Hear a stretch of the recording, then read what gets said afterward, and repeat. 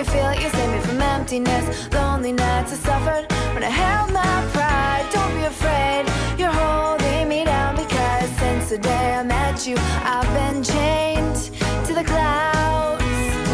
So after college, you moved back to New York and into the city and started working. And tell me, because it's an interesting story in there, how you got started, how you got kind of, in a way, discovered. Yeah. Like I said, I didn't really, it was kind of weird. It's like one of those things they say in life where if you're really meant to do something, it kind of finds you. Mm-hmm.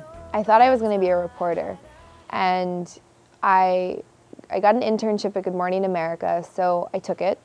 I was 20 at the time, and I was there. They ended up hiring me. It just kind of all worked out. Like I got there, I interned. The girl that was running the green room decided to go back to school. She was like, screw this, I'm getting out of here. I'm not doing news. And I was like, okay, I'll do it.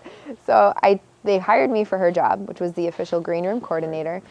And literally, I was still performing in Manhattan on the side, kind of for fun.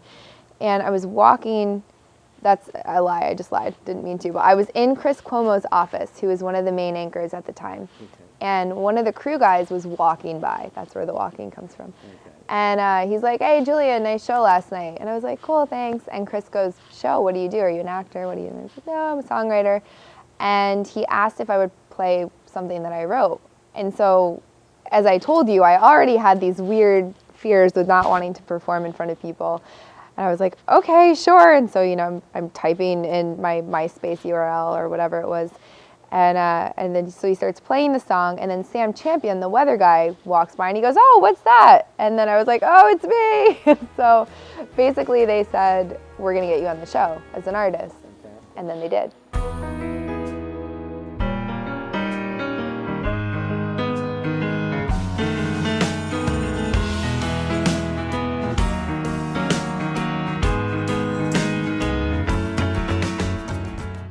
But I didn't even ask.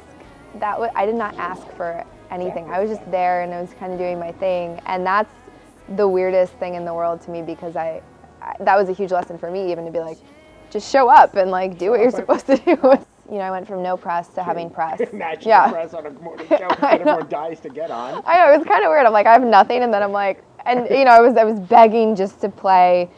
I would play at the bitter end, but no other places in New York would really let me play unless it was an open mic. And all of a sudden I went from that to, oh, here I have this link of me on Good Morning America. And all of a sudden, basically every venue was saying, great, when can you play? Which was a totally new experience. So I kind of just made a decision to take a leap. And I figured if I wanted to be a reporter and this wasn't working out, I could always go back and do it. Sure. And so basically I just Googled music venues that people play in, and I started finding them all along from Maine down to Miami, up through Nashville and Chicago, and I basically just emailed everyone. And for every 200 emails I'd send out, I'd get 20 responses, but those would be bookings. And so essentially that's how I did my first tour. Don't be afraid, you're